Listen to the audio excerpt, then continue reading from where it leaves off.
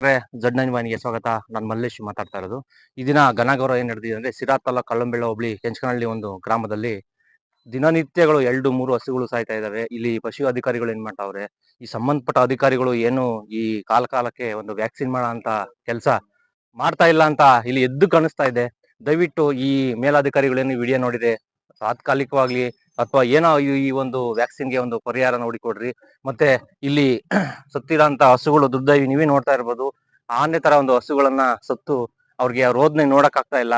ಆ ಒಂದು ಇದನ್ನ ಇಲ್ಲಿ ಏನು ಜನ ಆಪಾದನೆ ಮಾಡ್ತಾ ಇದಾರೆ ಅಂದ್ರೆ, ಇಲ್ಲಿ ಪಶು ವೈದ್ಯಕಾರಿ 11 ಗಂಟೆಗೆ ಬರ್ತಾರೆ, 1 ಗಂಟೆಗೆಲ್ಲ ಹೋಗ್ತಾರೆ ಅಂತ ಹೇಳಿ ಒಂದು ಆರೋಪ ಮಾಡ್ತಾ ಇದ್ದಾರೆ. ಬನ್ನಿ, ಈ ಜನಗಳಿದ್ದಾರೆ, ಇಲ್ಲಿ ಒಂದು ವ್ಯಕ್ತಿಗಳಿದ್ದಾರೆ, ಈ ಒಂದು ಸತ್ತಿರೋ ಅಂತ ಸಂಬಂಧಪಟ್ಟ ಒಂದು ಮನೆಯವರಿದ್ದಾರೆ ಹಸುಗಳು, ಅವ್ರನ್ನು ಮಾತಾಡ್ಸಿ ವಾಪಸ್ ಬರೋಣ. ಬನ್ನಿ ವೀಕ್ಷಕರೇ. ನಮ್ಮವಿ ಯಾವ ರೀತಿ ಸತ್ತು, ಏನಾಯ್ತು? ಬಾಯಿ ಜ್ವರ ಐತೆ ಅಂತ ಅಂದ್ರು ಡಾಕ್ಟರ್ ಕರ್ಸಿದ್ವಿ. ಯಾವ್ಯಾವ ಡಾಕ್ಟರ್? ಡೈರಿ ಡಾಕ್ಟರ್ ಬಂದಿದ್ರು, ಮತ್ತೆ ಕಳಂಬೆಳ ಡಾಕ್ಟರ್ ಬಂದಿದ್ರು. ಅವ್ರಿಬ್ರ ಹತ್ರನು ಹಾಕ್ಸಿವಿ. ಇವತ್ 8 ದಿವಸ ಆಗೈತೆ ಸರ್. ಮಾಡ್ತಾ ಇರೋದು ನಮ್ಮ ಮನೆಯವ್ರಿಗೆ ಬೇರೆ ಹುಷಾರಿಲ್ಲ, ಕಿಡ್ನಿ ಇನ್ಫೆಕ್ಷನ್ ಐತೆ. ಮಾತ್ರೆ ಎಲ್ಲ ತಗೋಬೇಕು ಅಂದ್ರೆ ನಾವು ಹಸುವಿಂದಲೇ ನಾವು ಜೀವನ ಮಾಡ್ತಾ ಇರೋದು. ಮೂಲ ಆದಾಯ ನಾವು ಹಸುವಿಂದಲೇ ನಾವು ಜೀವನ ಮಾಡ್ತಿದ್ವಿ. 2 ಮಕ್ಳು ಇದಾರೆ ಸರ್. ನಮ್ಗೆ ಏನಾದ್ರು ಪರಿಹಾರ ಕೊಡಿಸ್ಬೇಕು. ಇನ್ಸೂರೆನ್ಸ್ ಒಂದಕ್ ಮಾಡ್ಸಿದೀವಿ ಸರ್. ಒಂದು ಮಾಡಲ್ಲ ಅಂತ ಅಂದ್ರು, ಇಲಾಗಿಲ್ಲ ಅಂತ. ಇವಾಗ 7 ತಿಂಗಳು ಅದಕ್ಕೂ. ಎರಡು ಹೋಗಿವೆ, 2 ನಮ್ಮವೇ. ನೋಡ್ತಾ ಇದ್ರಲ್ಲ ವೀಕ್ಷಕರೇ, 2 ಹಸುಗಳನ್ನು ಮೃತಪಟ್ಟಿರ್ತಾರೆ. ಏನು ಸಂಬಂಧಪಟ್ಟ ಅಧಿಕಾರಿಗಳು ವ್ಯಾಕ್ಸಿನ್ ಅನ್ನ ಮಾಡ್ಬೇಕು. ಈ ಒಂದು ಏನಾಗಿದೆ ಈ ಊರಲ್ಲಿ ಒಂದು ಹಸುಗಳು ಏನಾಗಿದೆ ಬಂದು ಪ್ರತಿಯೊಂದನ್ನು ಪೋಸ್ಟ್ ಮಾರ್ಟಮ್ ಮಾಡಿ ದಯವಿಟ್ಟು ಇದಕ್ಕೆ ಒಂದು ನಮ್ಮೂರಲ್ಲಿ ಇತ್ತೀಚೆಗೆ ಸುಮಾರು ಒಂದು 7-8 ದಿನದಿಂದ ಈಚೆಗೆ 8 ರಿಂದ 9 ಹಸು ಸತ್ತೋಗಿದೆ. ಪ್ರತಿಯೊಂದು ಹಸುನು ಪೋಸ್ಟ್ ಮಾರ್ಟಮ್ ಮಾಡಿದ್ದಾರೆ. ಪೋಸ್ಟ್ ಮಾರ್ಟಮ್ ಮಾಡಿ ಅವ್ರು ಬಂದು ಡಾಕ್ಟರ್ ಪೋಸ್ಟ್ ಮಾರ್ಟಮ್ ಮಾಡಿ ಹೇಳೋದಿಷ್ಟೇ, ಏನಿಲ್ಲ ಕ್ಯಾಲ್ಸಿಯಂ ಕಮ್ಮಿ ಆಗೈತೆ ಅಂತಾರೆ, ಸುಮ್ನೆ ಹೋಗ್ತಾರೆ. ಮಾಮೂಲಿ ಹುಷಾರಿಲ್ಲ ಅಂತ ಹೇಳಿ ಕರ್ಕೊಂಬಂದು ತೋರಿಸಿದಾಗ ಬಾಯಿ ಜ್ವರ ಆಗೈತೆ ಅಂತಾರೆ, ಇಂಜೆಕ್ಷನ್ ಮಾಡಿ ಹೋಗ್ತಾರೆ. ಅದ್ ಹೆಂಗೆ ಅಂದ್ರೆ ಸರ್ವರೋಗಕ್ಕೂ ಸರಾಯಿ ಮದ್ದು ಅಂತ ಇಟ್ಟದ್ದು ಒಂದ್ ಬಾಟ್ಲು ತರ್ತಾರೆ, ಅದ್ರೊಳಗೆ ಹಿಂಗ್ ಎಳ್ಕೊಂತಾರೆ, ಇಡ್ತಾರೆ, ಹೋಗ್ತಾರೆ, ಅಷ್ಟೇ ಬಿಟ್ರೆ ಬೇರೆ ಇನ್ನೇನು ಕರೆಕ್ಟ್ ಆಗಿ ಇಂಥ ಕಾಯಿಲೆ ಹಿಂಗಾಗಿದೆ, ಹಿಂಗ್ ಮಾಡ್ಬೇಕು ಅಂತಂದೇಳಿ ಪ್ರತಿ ಯಾವ ಡಾಕ್ಟರ್ ಬಂದ್ರು ಕ್ಲೀನ್ ಆಗಿ ಹೇಳ್ತಿಲ್ಲ. ಇಲ್ಲಿ ನಮ್ ಕಳ್ಳಂಬೆಳ ಪಶು ವೈದ್ಯಕೀಯ ಆಸ್ಪತ್ರೆಗೆ ಹೋದ್ರೆ 11 ಗಂಟೆಗೆ 12 ಗಂಟೆಗೆ ಬರ್ತಾರೆ ಆಸ್ಪತ್ರೆಗೆ ಡಾಕ್ಟ್ರು.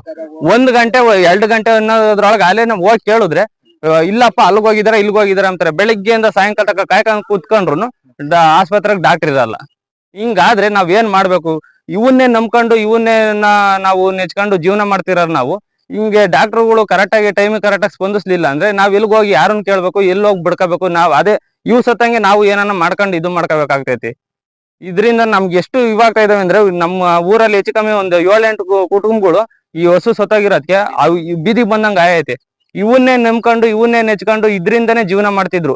ಇವಾಗ ಈ ಉದಾಹರಣೆಗೆ ಹೇಳ್ಬೇಕು ಅಂದ್ರೆ ಇವ್ರದೇ ತಗೊಳ್ರಿ, ಇವ್ರು ಹೆಚ್ಚು ಕಮ್ಮಿ 7-8 ದಿನದಿಂದ ಅದ್ರ ಕಾಯಿಲೆ ಎಷ್ಟು ಟ್ರೀಟ್ಮೆಂಟ್ಗೆ ಅಂತಂದೇಳಿ ಹೆಚ್ಚು ಕಮ್ಮಿ ಒಂದು 7-8 ಸಾವಿರ ರೂಪಾಯಿ ಮ್ಯಾಲ ಖರ್ಚು ಮಾಡ್ಯಾರೆ. ಆದ್ರೂ ಹಸು ಇವತ್ತು ಅವ್ರ ಕೈಯಾಗಿಲ್ಲ. ಅವ್ರ ಪರಿಸ್ಥಿತಿ ಹೆಂಗೆ ಅಂದ್ರೆ, ಆ ಹಣ್ಣಂಗ್ ಹುಷಾರಿಲ್ಲ, ಆ ಹಣ್ಣಂಗ್ ಕಾಲಕ್ಕೆ ಮೊದ್ಲೇ ಗಾಯ ಆಗಿ ಅವಣ್ಣ ಓಡಾಡೋದೇ ಕಷ್ಟ. ಅಂತದ್ರಾಗೂನು 2 ದಿನ 2.5-3 ಹುಲ್ ತಂದಾಕಿ ಮೇಯಿಸ್ಕೊಂಬಾರು. ಪಾಪ ಅವ್ರ ಹಣ್ಣಂಗೆ ಕಿಡ್ನಿ ಇನ್ಫೆಕ್ಷನ್ ಅಂತಂದೇಳಿ ಅದ್ ಬೇರೆ ಕಾಯಿಲೆ. ಆ ಹಣ್ಣಂಗೆ ಹೆಚ್ಚು ಕಮ್ಮಿ ಏನಿಲ್ಲ ಅಂದ್ರೂ ತಿಂಗಳಿಗೆ 2-3 ಸಾವಿರ ರೂಪಾಯಿ ಖರ್ಚು ಬೇಕು. ತಿರ್ಗಾ ಆಮ್ದ 2 ಮಕ್ಳ ಇದ್ದಾರೆ, 2 ಮಕ್ಳು ಓದೋ ಖರ್ಚು, ಅವ್ರ ಮನೆ ಸಂಸಾರ ಅದೆಲ್ಲ ನೋಡ್ಕೊಂಡ್ರೆ ಹಸುವಿಂದನೇ ಅವ್ರಿಗೆ ಆದಾಯ. ಅದನ್ ಬಿಟ್ರೆ ಆದಾಯನೇ ಇಲ್ಲ ಸರ್. ಈ ತರ ಆಗಿದೆ. ಹಿಂಗಾದ್ರೆ ನಾವ್ ಏನ್ ಮಾಡ್ಬೇಕು, ಎತ್ ಮಾಡ್ಬೇಕು ಅಂತಂದೇಳಿ ಬಂದು ಇದಕ್ಕೆ ಪರಿಹಾರ ಏನು, ಯಾಕೆ ಸಾಯ್ತಾ ಇದಾವೆ ಅಂತಂದ್ರೆ ಕ್ಲೀನ್ ಆಗಿ ಕರೆಕ್ಟ್ ಆಗಿ ಬಂದು ಪರಿಹಾರ ಏನು ಅಂತ ತಿಳಿಸ್ಕೊಟ್ರೆ ನಮ್ಮ ಊರಲ್ಲಿ ಇರುವಂತ ಜಾನುವಾರುಗಳಿಗೆ ಅದೇನು. ಗ್ರಾಮ, ಸಿರಾ ತಾಲೂಕು, ತುಮಕೂರು ಜಿಲ್ಲೆ. ಸರ್, ಇವತ್ತು ಏನು ಹಸು ಮೃತಪಟ್ಟಿದ್ದಾವ? ಇವತ್ತು ಮಾತ್ರ ಮೃತಪಟ್ಟಿದ್ದಾವ ಅಥವಾ ಹೆಂಗೆ? ಇಲ್ಲ ಸರ್, ನಮ್ ಗ್ರಾಮದಲ್ಲಿ ಆಲೆ ಇದು ಸೇರ್ ಆಲೆ 7ನೇ ಹಸುನೇನ ಇವು. ಯಾಕೆ ನಿಮ್ಮ ಊರಲ್ಲೇ ಹಸುಗಳು ಸಾಯ್ತಾ, ಅಕ್ಕಪಕ್ಕ ಊರುಗಳಲ್ಲಿ ಎಲ್ಲೂ ಸಾಯ್ತಾ ಇಲ್ಲ? ಇಲ್ಲ, ಅಕ್ಕಪಕ್ಕ ಇಲ್ಲಿ ಆತರ ಏನಿಲ್ಲ. ಇಲ್ಲಿ ನಮ್ಮೂರಲ್ಲಿ ಆಲೆ ಇದ್ಕಿದ್ದಂಗೆ ಅದ್ ಏನ್ ಕಾಯಿಲೆ ಏನಿದು ಅನ್ನೋದು ಗೊತ್ತಿಲ್ಲ, ಏನೂ ಇಲ್ಲ. ಮೊನ್ನೆ ನೋಡಿದ್ರೆ ಪಾಪ 1 ಲಕ್ಷದ ಹಸು ಅವ್ನ ನಮ್ಮೂರವ್ರದೇನ, ಜಯಣ್ಣ ಅಂತ.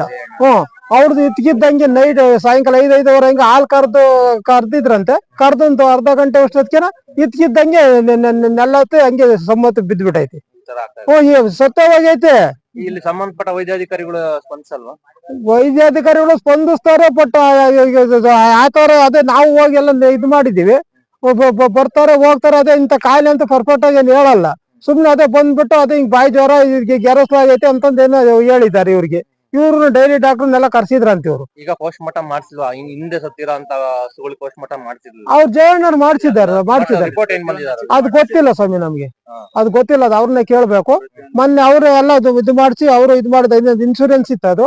ಇದು ಪಾಪ ಇವ್ರಿಗೆ ಅವ್ನಿಗೆ ಕಿಡ್ನಿ ಇನ್ಸ್ಪೆಕ್ಷನ್ ಐತಿ ಮನೆ ಯಜಮಾನನ್ಗೆ. ಅದರಿಂದ ಅವ್ರ ಬರೀ ಆಸ್ಪತ್ರೆಗೆ ಒಂದು 2 ವರ್ಷದಿಂದ ನಡ್ತಾವ್ರಿ. ಅದ್ರಾಗ ಅವ್ರ ಮಾವವ್ರ ಪಾಪ ಅವ್ರು ಹೊಡ್ಕಳ್ಸಿರೋದು ಅವ್ನಿಗೆ ಬಂಡವಾಳ ಇಲ್ಲಕ್ಕೆ. ದಿನನಿತ್ಯ ಜೀವನಕ್ಕೆ ಇದೆ ಅವ್ರಿಗೆ. ಅವ್ರ ಮಾವರಿಂದ ಅವ್ರ ಜೀವನ ನಡೀತಾ ಇರೋದು. ಅದ್ರಲ್ಲಿ ಮೊನ್ನೆ ಇದಕ್ಕೇನು ಇನ್ಶೂರೆನ್ಸ್ ಮಾಡ್ತಾರೆ, ಅದಕ್ಕೆ ಮಾಡ್ಸಕ್ ಹೋಯ್ತಕ್ಕೆ ಅದನ್ನ ಅದೇ ಪಡ್ಡೆ ಅಂತ ಮಾಡಿಲ್ಲ. ಅದಕ್ಕೆ ಏನನ್ನ ಮಾಡಿ ಅವ್ರಿಗೆ ಅನುದಾನ ಬರಂಗ್ ಮಾಡಿ ಸರ್ಕಾರದಿಂದ ಸವಲತ್ತು. 9 ಗಂಟೆಗೆ ಏನಾಗಿತ್ತು? ಅದೇ ಏನು ಗಂಟಾಗೋದು ಗಂಟಾಗಿದ್ದು ನಮ್ಮದಕ್ಕೆ ಏನು ಗಂಟು ಪಂಟು ಆಗ್ತಿರ್ಲಿಲ್ಲ. ಬರೀ ಜಲ್ಲು ಸುರ್ಸೋದು, ಮೂಗ್ನಾಗೆ ಜಲ್ಲು ಬರೋದು. ಜಲ್ಲು ಬರೋದು. ಎಷ್ಟು ದಿವಸ ಆಯ್ತು ನಿಮ್ಮ ಸತ್ತು? ನಮ್ಮ ರಾತ್ರಿ 9 ಗಂಟೆ. ಎರಡು ನಿಮ್ದನಾ? ಮಲ್ಲ ನಮ್ಮ ಸರಿ.